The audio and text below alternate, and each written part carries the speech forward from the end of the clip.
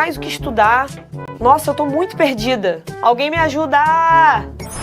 A nova turma do ProEnem vai te ajudar. Nós temos um plano de estudos personalizado com ferramentas avançadas que vão servir para adaptar a melhor rotina para você. Eu sei que muitas vezes a gente não sabe nem por onde começar. É muita matéria, é muito conteúdo. Por onde que a gente começa? Como a gente se organiza? Como eu me adapto? Como eu encaixo tudo isso no meu horário? Calma. O ProEnem sabe que isso é uma angústia e, por isso, separou uma equipe de professores especialistas para te ajudar na sua preparação.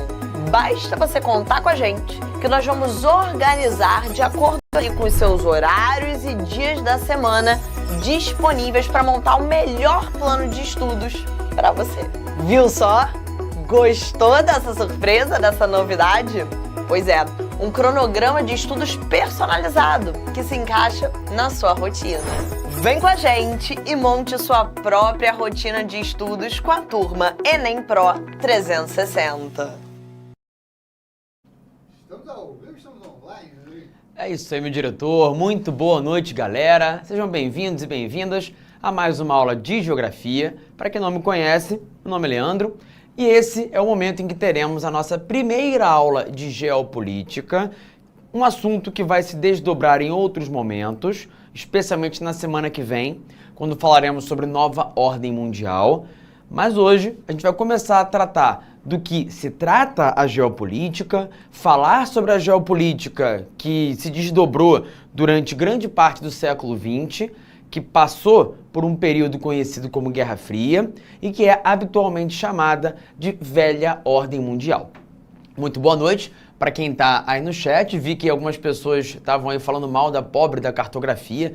A bichinha nem faz parte de Geo 1, cartografia é conteúdo de Geo 2 e não é ainda a hora de a gente ter aula de cartografia na Geo 2.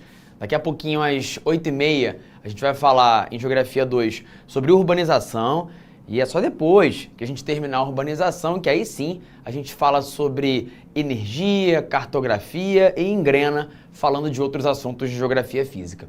Beleza? Vamos embora falar de geopolítica e Adobe Creative Suite. Acho que está um pouquinho diferente do que eu tinha colocado originalmente, Nova ordem mundial aí, ó. Exatamente, olha, a nova ordem mundial já está promovendo das suas, interferindo nos nossos slides, interferindo nas nossas aulas. Fica aqui a denúncia, Elon Musk, me ajuda! Porque tem alguma coisa de errada acontecendo na atual ordem mundial. Contudo, a ideia era que aqui estivesse escrito outra coisa. Ah, aí sim. Temos o título que era para estar constando nesse slide também. Então, considere que em lugar do Adobe Creative Suite, você está lendo aqui Como Olhar para o Mundo. Porque a ideia era que nesse primeiro momento eu tentasse apresentar para vocês várias possibilidades de observar a geografia dos continentes, dos países e das regiões.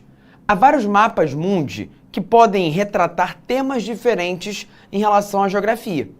Nesse mapa, fica fácil entender que o mundo está subdividido em continentes. Ou seja, olhando para o mapa desse jeito, dividindo os continentes a essa maneira, o que eu tenho é um olhar cujo propósito é entender quais são as grandes massas geográficas do nosso planeta. Porém, repare bem numa coisa. Aqui o que eu tenho é a América. E você sabe que a América é subdividida entre a América do Norte, Central e do Sul, ou então entre a América anglo-saxônica e latina. A gente vai falar disso com mais calma num outro momento. Aqui o que temos é a África, outro dos continentes é a Antártida, mais um a Oceania. Mas repare nessa parte do mundo, que está dividida entre o roxo e o amarelo. É uma grande massa continental só, a Eurásia. Porém, a gente chama uma parte dessa massa continental de Europa e outra de Ásia, o que nos mostra que aqui já existe um critério político sendo utilizado para fazer a divisão dessas diferentes partes do mundo. Teremos uma aula daqui, se eu não me engano, há 3 semanas, em que falaremos sobre regionalização mundial. E vou te falar melhor sobre a diferença entre o que são países periféricos e centrais, o que são países emergentes, países subdesenvolvidos e países desenvolvidos, além de falar também sobre países de primeiro, segundo e terceiro mundo. E vou responder a perguntas como a do Thiago Silva, que escreveu ali no chat, por que América Latina? Por hora, eu só quero que você saiba o seguinte, é possível olhar para o mundo de formas diferentes. Essa é a forma com a qual a gente olha para o mundo a partir dos olhos europeus até as grandes navegações e a partir dali, por um dado momento. O chamado Velho Mundo era composto pelo conjunto de terras já conhecidas pelos europeus, que ao saírem de lá, navegando em busca de um novo caminho para as Índias e encontrarem a América, deram a essa parte do planeta o apelido de Novo Mundo. E mais à frente, ao encontrarem a Oceania, a chamaram de Novíssimo Mundo. Portanto, o que eu tenho aqui é uma imagem que mostra uma forma de olhar para o planeta pela perspectiva eurocêntrica, pela perspectiva europeia. E aqui, o que eu tenho é um mapa que descreve muito bem a geopolítica do passado de boa parte do século XX, de um período que vigorou entre 1945 e 1991, o qual a gente chama de período da Guerra Fria. É bem provável que você já tenha ouvido falar de expressões como país de primeiro, país de segundo e país de terceiro mundo. Até hoje, tem muita gente que usa esse tipo de nomenclatura para poder se referir a alguma região ou a algum país do mundo. E te adianto uma coisa, essa não é a melhor das formas de olhar para o planeta atualmente. Porque o mundo em que dividimos os países em 3 grupos, primeiro, segundo e terceiro mundo, não existe mais. Essa é uma divisão do mundo que fazia sentido para entender a geopolítica da Guerra Fria, mas que não faz mais sentido para compreender a geografia e a geopolítica dos dias atuais.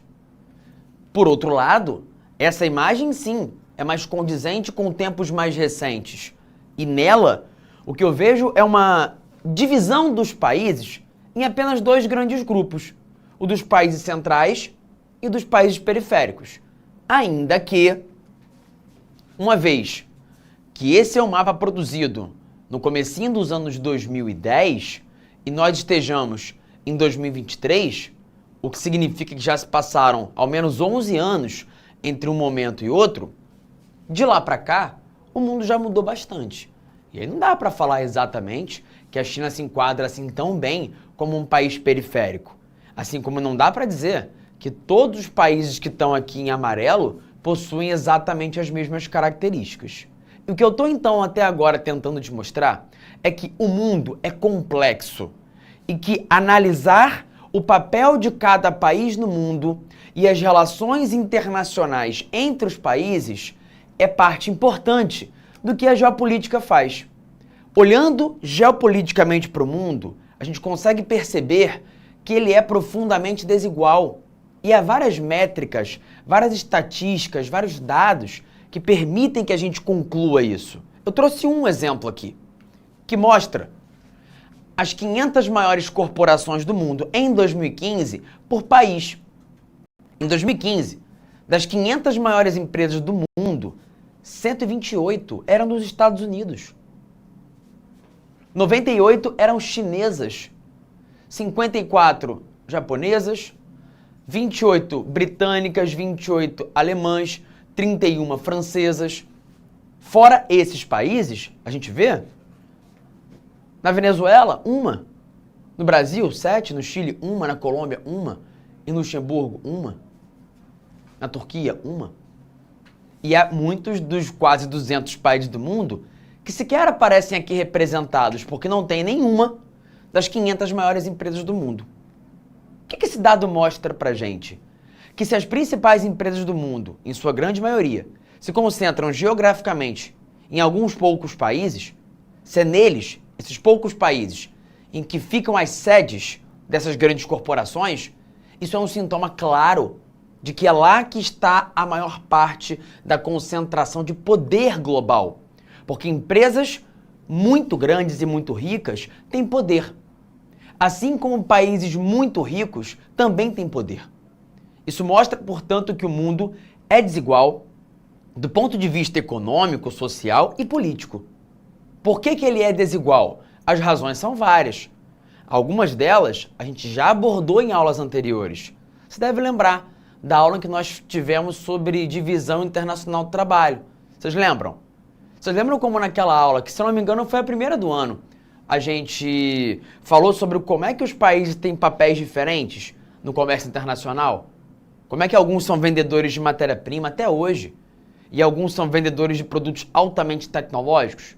Pois é, isso é uma das razões que explica essa profunda desigualdade, que tem muito a ver com quem foi colônia e quem foi metrópole, com qual foi o modo que cada lugar foi colonizado, se a colônia que foi implementada ali foi de povoamento ou de exploração, e com o momento em que cada país se industrializou.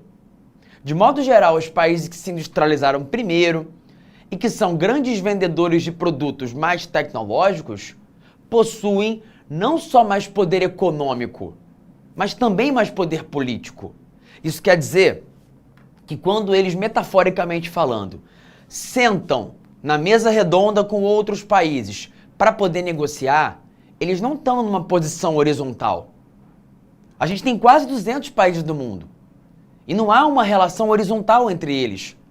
Em tese, na ONU, numa Assembleia Geral da ONU, todo mundo tem direito a um voto. Em tese, todo mundo tem direito lá ao mesmo tempo de fala para poder defender os seus interesses, mostrar as suas visões. Mas na prática, não é assim que funcionam as coisas. Na prática, alguns países mandam muito mais do que outros. Alguns países são hegemônicos, comandam, influenciam, hierarquizam os demais países do planeta, que muitas vezes, por serem pequenos, pobres, terem exércitos fracos, terem pouco destaque industrial e tecnológico, acabam tendo como quase única opção escolher a qual dos lados vão se aliar. Eu, considerando que tenho um território pequeno, olho para o mundo e vejo gigantes brigando, disputando entre si o controle do planeta e penso, talvez seja melhor escolher um dos lados, de preferência aquele que é o mais forte, porque ao menos eu teria algum grau de proteção estando ao lado dele. O que eu estou então falando para vocês é sobre a disputa de poder no mundo, sobre a ordem geopolítica.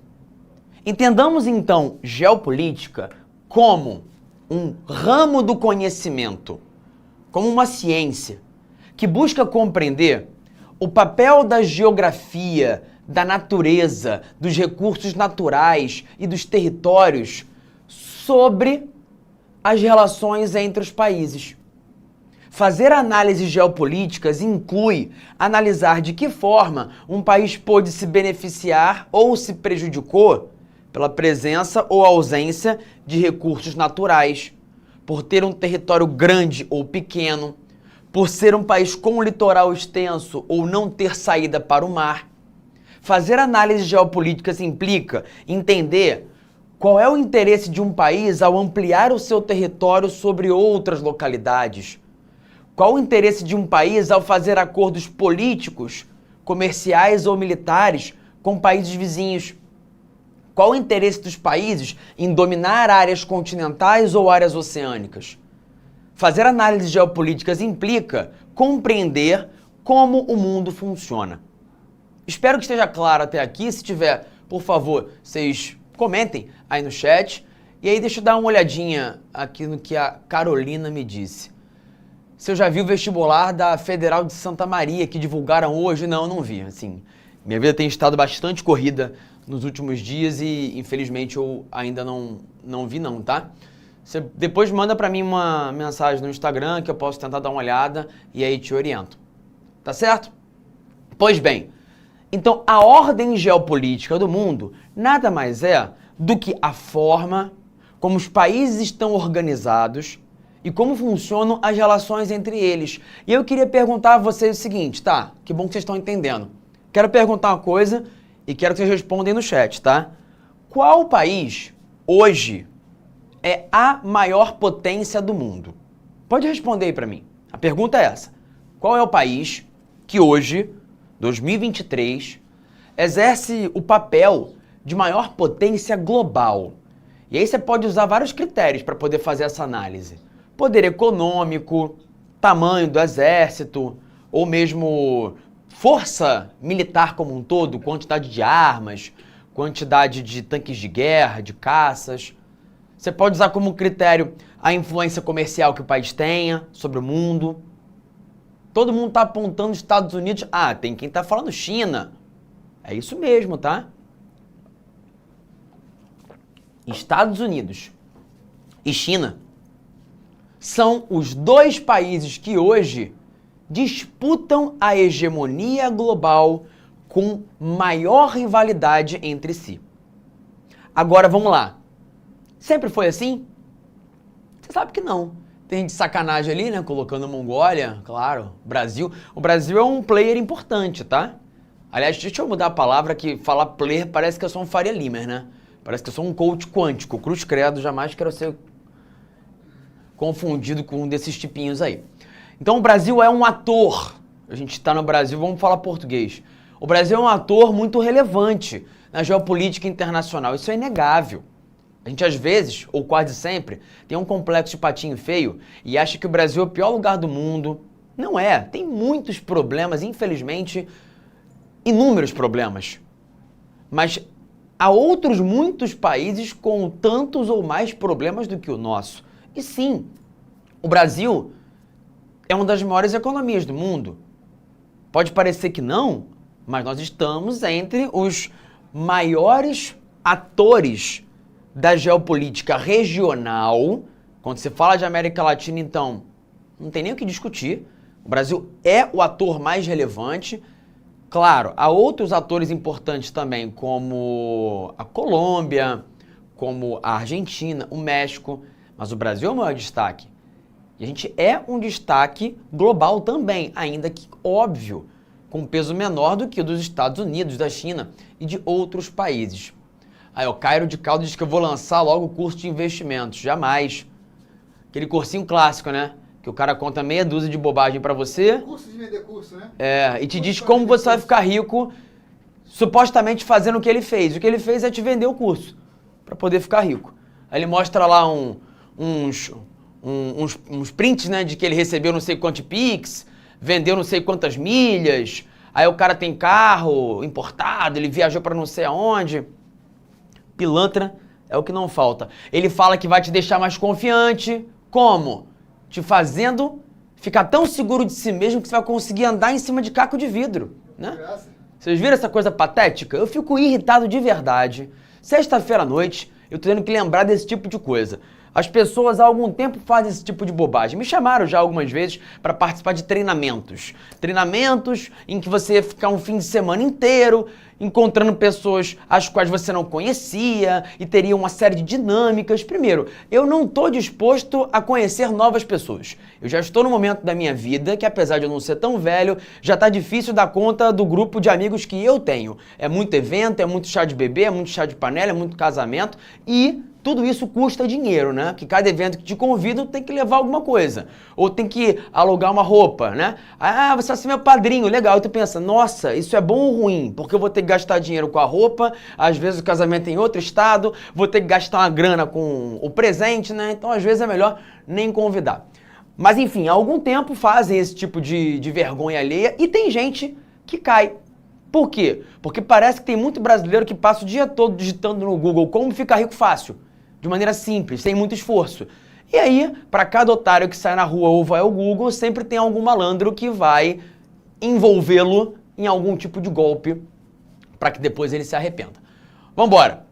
O que eu estava dizendo, antes de me irritar com os coaches e outras bobagens da internet, é que o Brasil é um país de papel relevante, sim, na geopolítica internacional.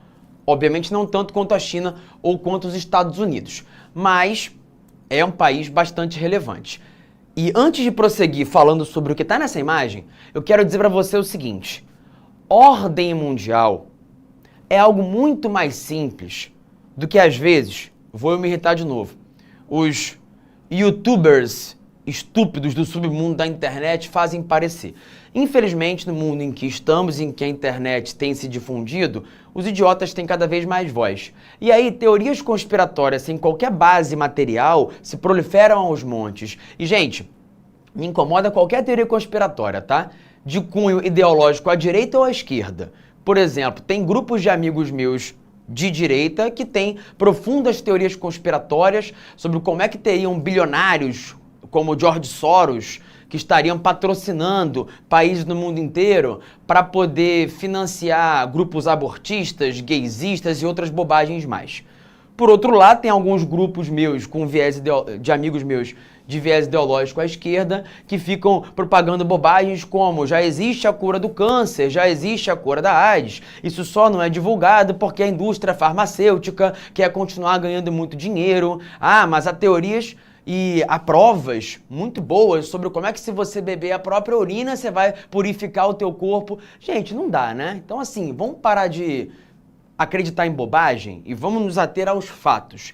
E por que eu tô falando isso? Porque há alguns anos, quando eu dou aula sobre geopolítica e ordem mundial, sempre vem alguém ou algumas pessoas com essas teorias que não fazem sentido nenhum. Os maçons, hein? Os maçons, os reptilianos, sabe?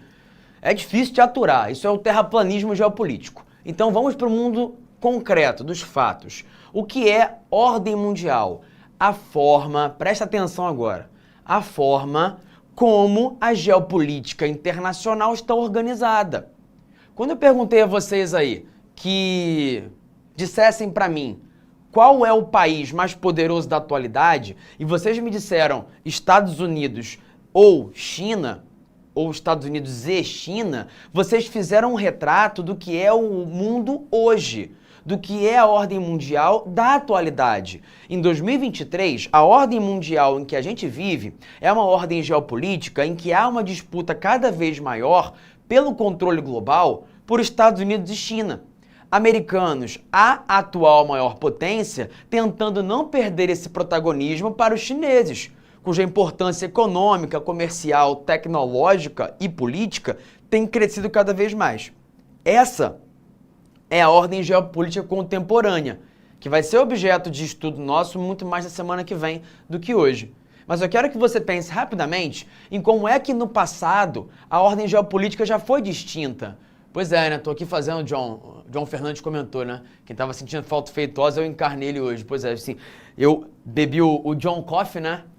Que o Feitosa sempre falava. Da cidade do Rio de Janeiro. O que foi? Faltou reclamar do trânsito da cidade É verdade, verdade, né?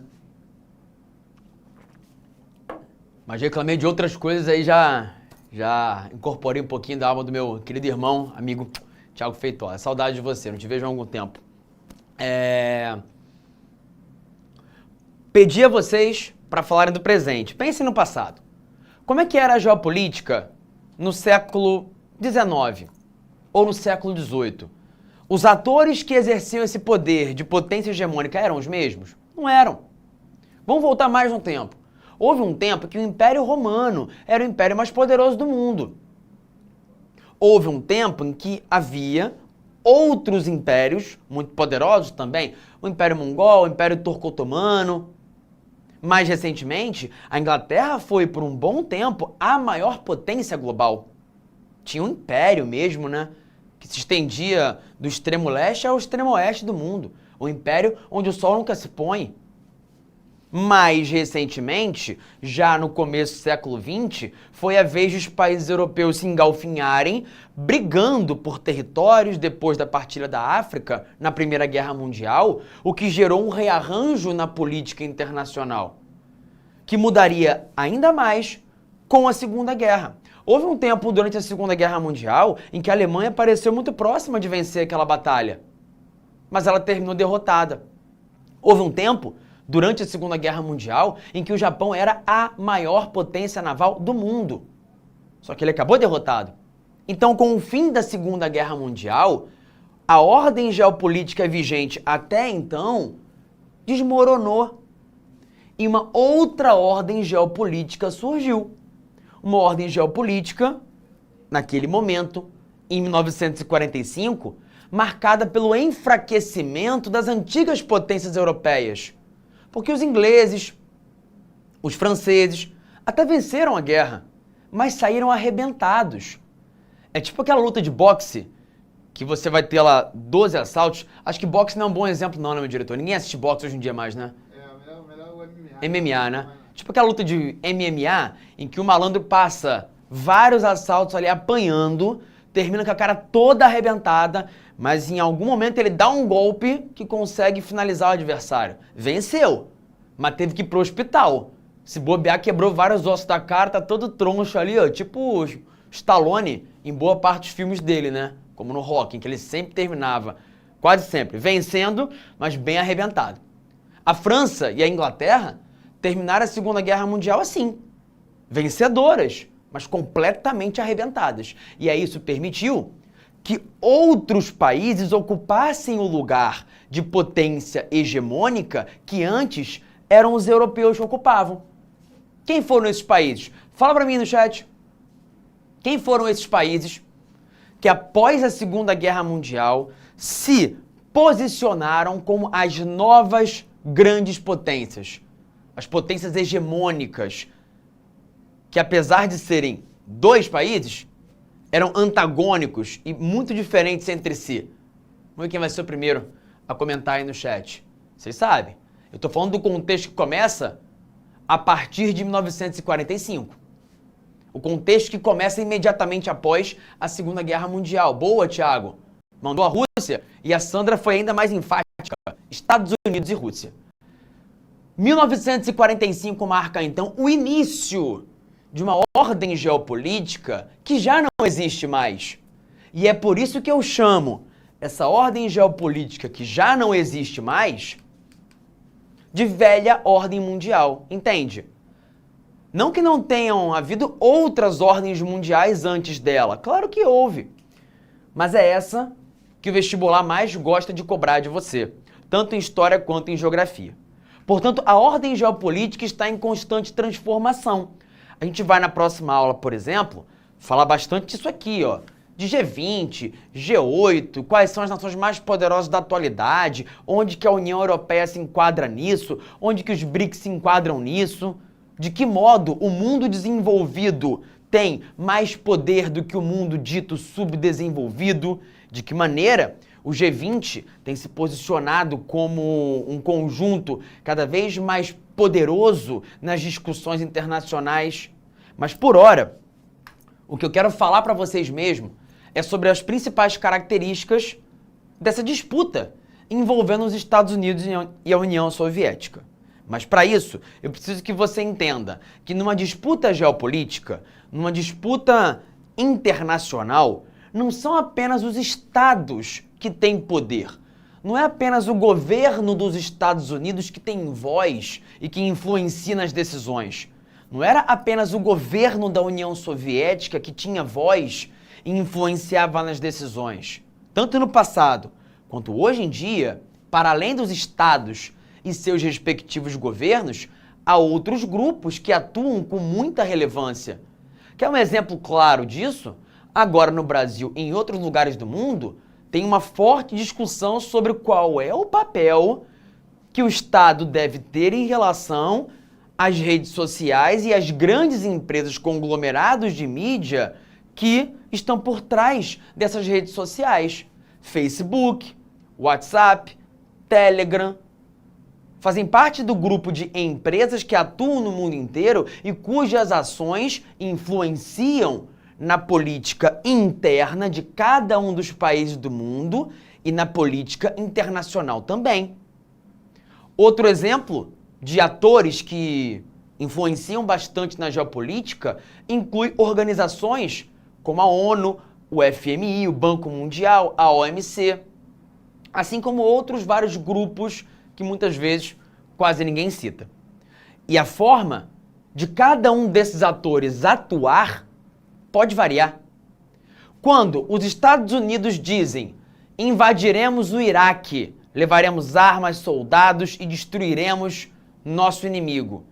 Isso é um exemplo de hard power. Quando a Rússia diz vou entrar na Ucrânia e vou desnazificar a Ucrânia. Isso é um exemplo de hard power. Você tá metendo a porrada em quem você entende como inimigo para mostrar que você é brabo, tem poder e que quem manda ali é você. Há outras formas de fazer isso, que é o que a China faz. Você já viu a China se envolver em conflito direto, invadindo algum país nos últimos anos? Nas últimas décadas? Não viu. Porque a forma como a China age para poder exercer o seu poder e aumentar a sua influência envolve acordos econômicos, investimento em infraestrutura, acordos comerciais. Quando você começa a construir uma relação de comércio com um país e ele passa a depender muito das compras que você faz dele, você já exerceu controle sobre ele. Quando você passa a investir em um país e a ser dono das principais estradas hidrelétricas, ferrovias que ele utiliza, você já está exercendo o seu poder político sobre ele, sem precisar disparar um tiro, sem precisar deslocar um soldado. Isso é um exemplo de soft power, ou seja, de acordos que não envolvem armas, que são feitos através da diplomacia. E há também uma discussão, há quem concorde ou não, sobre o smart power, que eu vou debater melhor com vocês na semana que vem. Agora, eu quero que você preste atenção nesse slide aqui. E eu quero que, se você puder, dê um print. Dá um printzinho aí. Faz esse favor. E aí, tá printado? Então vamos embora. Como eu disse a vocês, a ordem mundial está constantemente em transformação. Já houve muitas ordens geopolíticas ao longo da história. Uma delas, muito cobrada no vestibular, é a ordem geopolítica que vigorou entre 1945 e 1991, que surgiu num contexto de fim da Segunda Guerra Mundial, em que as antigas potências europeias estavam fragilizadas, o que provocou um rearranjo de poder na ordem internacional, permitindo a emergência de duas grandes nações, a União Soviética e os Estados Unidos, que, entretanto, tinham sistemas político-econômicos completamente diferentes. A União Soviética havia surgido depois de uma revolução socialista, lá no começo do século XX, e tentava ampliar a sua área de influência, cooptando outros países para o seu sistema político-econômico.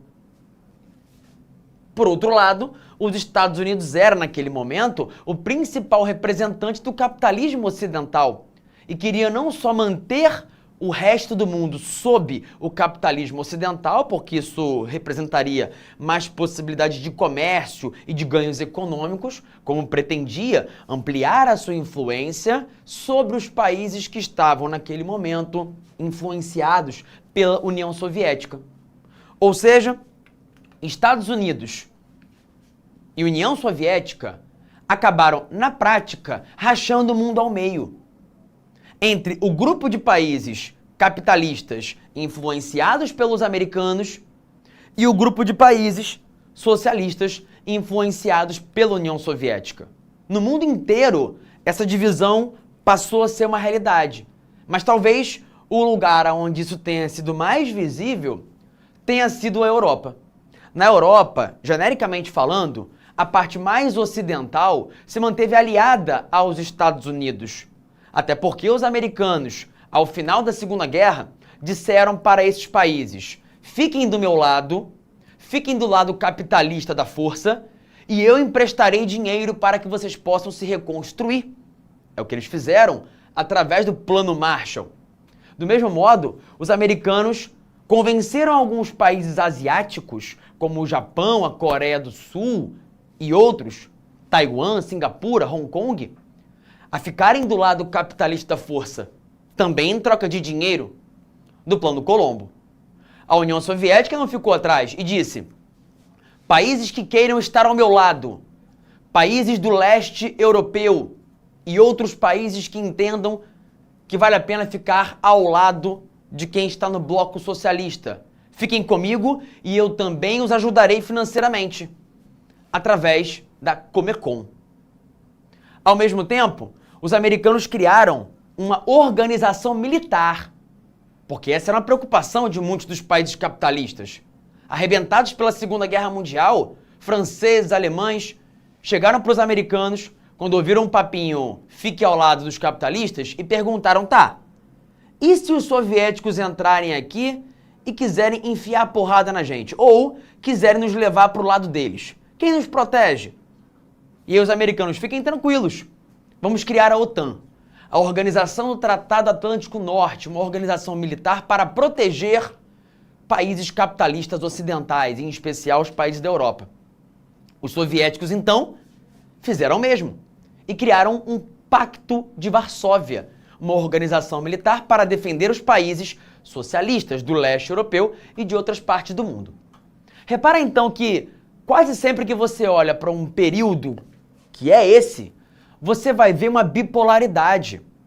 É um conflito entre a parte, deixa eu pegar aqui, ó, entre a parte leste e a parte oeste do mundo. Um conflito entre capitalismo e socialismo, União Soviética e Estados Unidos. Você faz a OTAN, eu faço o Pacto de Varsóvia. Você cria o plano o plano Marshall e o plano Colombo, eu vou criar a Comecon. Você cria uma estrutura para me espionar, a CIA, beleza. Eu vou criar a KGB para poder te espionar também. Por isso, o tempo todo o que havia era uma disputa entre esses dois lados, que também disputavam para ver quem é que chegaria primeiro ao espaço. Não que eles quisessem colonizar a Lua, colonizar outras partes do universo, não. Mas era uma forma de mostrar poder. Porque se eu cheguei primeiro ao espaço, isso mostra que eu sou poderoso. E quem é que não quer ficar do lado dos poderosos? Quem é que vai arriscar ficar do lado que tem mais chance de perder? Ninguém. Isso explica também por quê que eles investiam tanto em arma. Havia um risco real de que houvesse guerra nuclear, porque os arsenais eram enormes, tanto por parte dos americanos quanto dos soviéticos. Mas ninguém queria usar.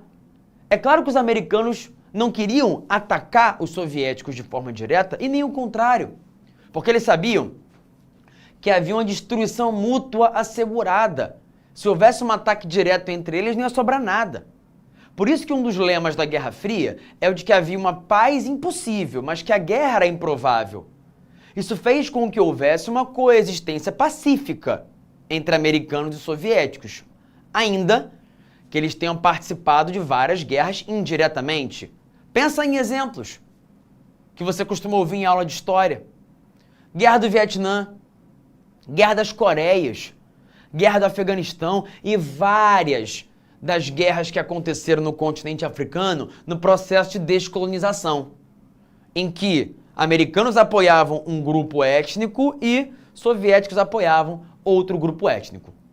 Os americanos defendiam que era importante criar um cordão sanitário em volta dos soviéticos. O presidente americano da época, Harry Truman, disse o seguinte: precisamos impedir que a sujeira soviética se espalhe pelo planeta. Para isso, é preciso instalar um cordão sanitário em volta deles. Como? Bloqueando esse lado com o plano Marshall e esse lado daqui com o plano Colombo. Então, a principal doutrina política dos Estados Unidos à época era a doutrina Truman. Como assim?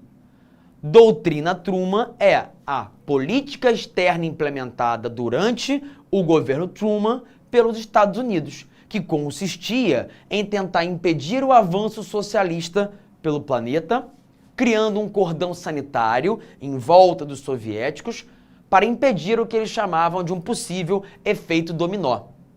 Havia, portanto, aqui uma espécie de cortina de ferro, onde nada passava. Os fluxos entre a parte capitalista da Europa e a parte socialista eram bem reduzidos. O mundo e a Europa cada vez mais se consolidavam como bipolares. E é por isso que dá para dizer que havia um conflito leste-oeste. Mas toma cuidado, tá? Olha para esse mapa aqui. Nele, você consegue ver que boa parte dos países socialistas alinhados à União Soviética de fato estavam aqui mais ao leste do mundo. Mas nem todos. Houve o caso de Cuba, alinhada à União Soviética a partir do momento em que o governo dos Estados Unidos lhe conferiu um boicote e impediu que ela fizesse comércio digno com outros países. A Revolução Cubana, isso você vai ver melhor em história, não foi uma revolução socialista, longe disso. Era uma revolução nacionalista.